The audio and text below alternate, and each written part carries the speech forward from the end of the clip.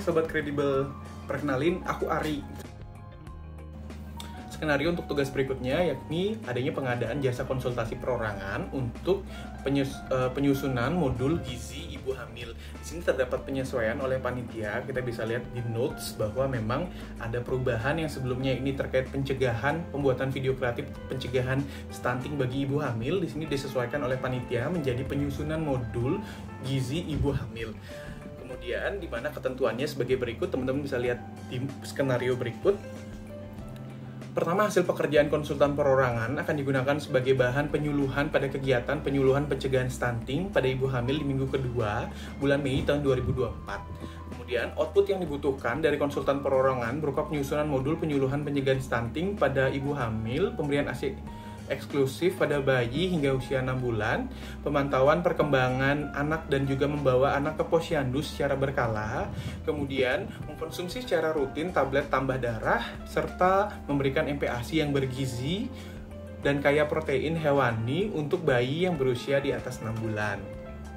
Kemudian, skenario ketiga, yakni diberikan bahwa anggaran bersumber dari DPA, Dinas Kesehatan Kota X tahun 2024, yaitu sebesar 30 juta rupiah, dan dilaksanakan pada pertengahan Januari. Jadi teman-teman bisa catat rentang pengadaannya itu di pertengahan Januari sampai dengan pertengahan Maret. Kemudian yang keempat, yakni kualifikasi konsultan perorangan. Jadi terdapat kualifikasi nih, yakni pendidikan minimal S1 ahli gizi. Yang kedua, memiliki pengalaman sejenis sebanyak minimal 2 kali. Nah, berdasarkan skenario ini, kita akan menyusun buku kerja. Jadi di sini pertama, tahap awal kita perlu menyusun latar belakang kenapa kegiatan ini diperlukan, kenapa kegiatan ini menjadi penting untuk diangkat atau dilaksanakan. Kemudian teman-teman bisa lihat sendiri untuk latar belakangnya dan teman-teman bisa sesuaikan dengan tema atau isu yang diangkat. Jadi tidak ada acuan pasti ya teman-teman untuk pembuatan latar belakang.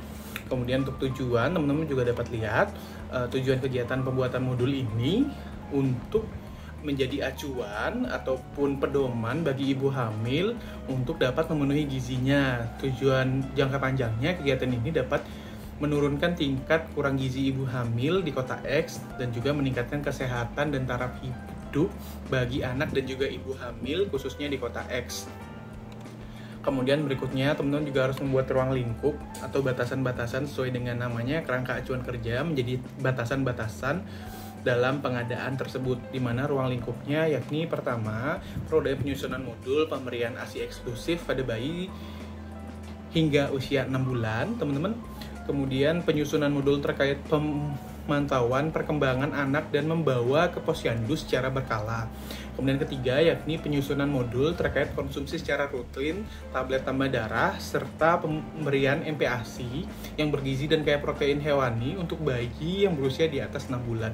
Jadi untuk batasannya itu pada 3 poin tersebut, teman-teman. Selanjutnya ini ada kualifikasi. Jadi sesuai dengan skenario yang sudah diberikan di awal, skenario di atas, teman-teman bisa lihat bahwa diperlukan 2 kualifikasi, yakni yang pertama pendidikannya minimal S1 ahli gizi, kemudian yang kedua memiliki pengalaman sejenis minimal sebanyak 2 kali. Ini memastikan bahwa penyedia berupa jasa konsultasi perorangan memang sesuai dan mampu pada bidangnya, khususnya pada pengadaan modul gizi ibu hamil. Kemudian selanjutnya, yakni ada tugas dan tanggung jawab yang teman-teman dapat lihat di atas, sesuai dengan dimana tugasnya konsultan ini adalah untuk menyelesaikan tugas sesuai dengan tujuan. Kemudian tanggung jawabnya terbatas, tanggung jawabnya itu kepada PPK Dinas Kesehatan Kota X melalui Okta Handriansyah sebagai penanggung jawab kegiatan. Karena seperti kita jelaskan bahwa dalam skenario untuk kegiatan ini bekerja sama dengan Ikatan Bidan Indonesia, di mana diketuai untuk ketuanya itu yakni oleh Okta Handriansyah. Jadi sebagai penanggung jawabnya. Kemudian untuk penerima manfaat khususnya adalah Dinas Kesehatan Kota X sebagai penyelenggara dan secara umum adalah ibu-ibu peserta penyuluhan di 10 kecamatan pada Kota X.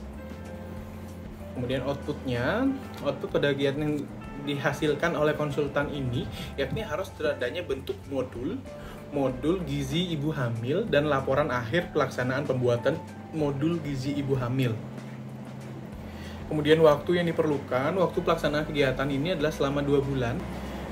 di mana perhitungannya itu dari pertengahan Januari ke pertengahan Maret itu ada rentang 2 bulan, sehingga waktu pelaksananya di sini kita bisa nilai adalah 2 bulan. Kemudian untuk biaya yang diperlukan mengacu pada skenario yang telah disediakan oleh panitia, yakni biaya yang dianggarkan untuk jasa konsultasi perorangan pembuatan modul pada gizi ibu hamil ini yakni sebesar 30 juta rupiah. Mohon saya isikan juga nilainya dan juga penyebutannya 30 juta rupiah untuk meminimalisir adanya salah tafsir atau pembacaan dari angka yang teman-teman buat. Kemudian mengacu pada anggaran DPA Dinas Kesehatan Kota X tahun 2024. Setelah itu teman-teman bisa isikan di sini kota X tanggal 5 Januari 2024. Kenapa tanggal 5 Januari 2024? Karena seperti kita tahu, penyelenggaraannya tadi dimulai dari pertengahan Januari sampai dengan pertengahan Maret, sehingga proses pembuatan KAK ini pasti sebelum itu. Jadi tanggalnya sebelum dari pertengahan Januari, anggaplah kita bilang 15 Januari ya teman-teman. Berarti kita tarik mundur, saya di sini mundur 10 hari, jadi pada tanggal 5 Januari 2024 untuk penyusunan KAK. Dan teman-teman bisa isikan nama teman-teman dan juga tanda tangan.